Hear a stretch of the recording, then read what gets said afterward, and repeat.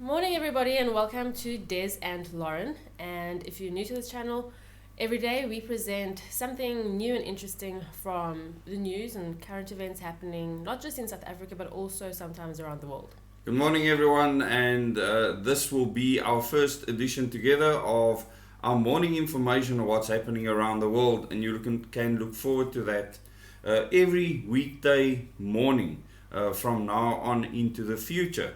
So today we're going to talk about powership. What does it sound like to you?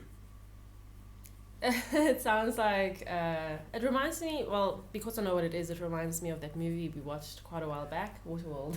Waterworld, okay.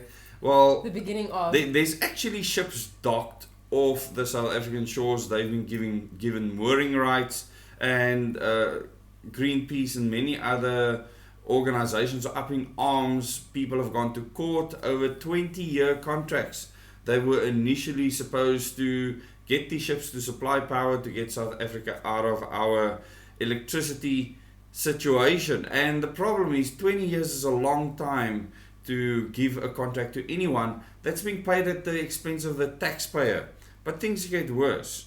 New contracts are being negotiated, and in News 24 now there's an article with a headline reading "Government in talks over shorter contracts for powership." So they're changing it now from 20 years to 5 to 10 years, and we did a bit of digging, and this is normally where it gets interesting, Lauren.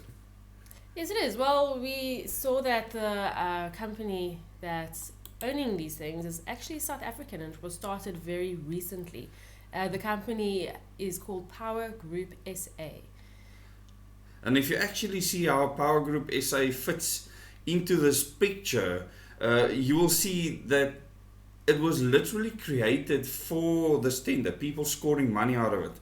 And it begs to question, can we do everything and anything and everything in the country right now to save the Eskom situation or the electricity supply situation? Yes, we can. Are we paralyzed when we even consider giving any company a contract? Absolutely. The people of South Africa will actually, in the end, destroy themselves rather than give someone a contract at the expense of the taxpayers. So we're in a catch-22. What do you think about that? I understand why, because it seems like when government fails, the economy flourishes, but not the economy that you and I and normal people interact with. It's a select few business owners. They always right get at the richer, top. don't they? Yes, and so we have like these predators preying on a injured prey, and that's what we have here, where people are seeing government failing left, right, and center, and it's the same with private schools, it's the same with private hospitals, it's the same with Look many at during things. the COVID-19 pandemic, how many people profited from 500 odd billion rand that came into the economy, was spent here, that us taxpayers will pay back. And these opportunists are everywhere, and I knew many people from all walks of life, backgrounds, etc., not affiliated to the ruling party, that made top dollar during this time. Definitely. And I think that's just a sad reflection of the kind of systems we exist in. And so what happens is that the average tax-paying citizen, and even those that are unemployed and not paying tax, the average person in South Africa suffers the most because we don't get what we need ultimately. We're still paying tax, and then we're paying more tax to counteract the government failure that's taking place.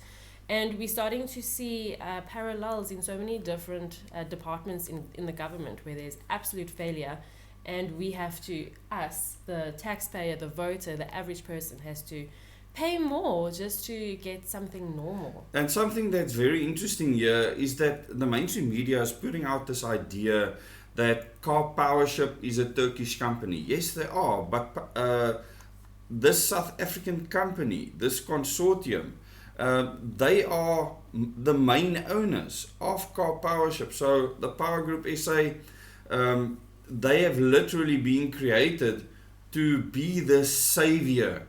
And they can supply close on 4,000 megawatts with these ships. So it's not a small amount. It's almost 4 stages of load shedding, which will bring big relief to the people around the country.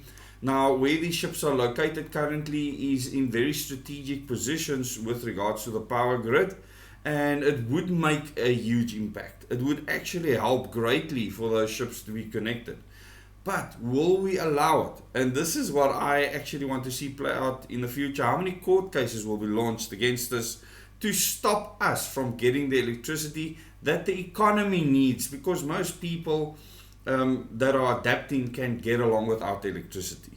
How do you feel about that statement? I think a lot of people would beg to differ. I certainly can, but when it comes to business, running a business, it's impossible. Yeah, but okay, I'm talking specifically about citizens just living in their suburban homes, etc. It might be very costly, but you can adapt. Businesses need Eskom. Eskom was built for mines, large industry, etc. to begin with. Well, let's say the most important thing here, for economic growth, we need Eskom to work. Yes. And we have seen the economy stagnate for year upon year upon year for years now. And I think a large portion of that is because we haven't got more generating capacity in the country. So at the end of the day, we need to build more generating capacity. However, we do that for an economy to flourish. But at the moment, will our people sacrifice this country because they believe that someone is getting a good fat business deal? It's going to be interesting to actually see what the people will do not to have electricity in their homes. That will be interesting indeed. I think everyone's just really upset that we have such a dysfunctional government, and that upsetness is going to probably cause us to not find solutions where there could be an easy quick fix for the interim. I've always said that we will cause the collapse of the country, and I stand to be corrected in future, but time will tell if the country collapses. But we can change things. We as citizens can really change our attitude, our thoughts, and dig ourselves out of the situation that we find ourselves in. We can be positive, we can live fulfilling lives, and this is really important. And that comes with we can be solutions. positive, we can have positive energy. Positive energy, yes. That's And always, blast it into the grid. that's almost mean. Thank you so much for watching this video, and please subscribe to the channel. Click the bell icon so you can get notifications for future videos, and then also you can join us on Thursday evening, every Thursday evening, in our membership Zoom. So click the join button, become a member. If you want to become an interactive member, you can do that as well, where every last Wednesday of the month we get together and we have a large discussion with people from around the world. Any last words, Lauren?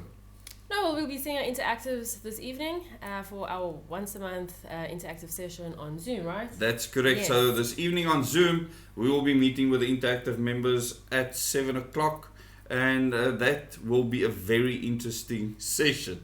Thank you so much for watching. Bye, everyone.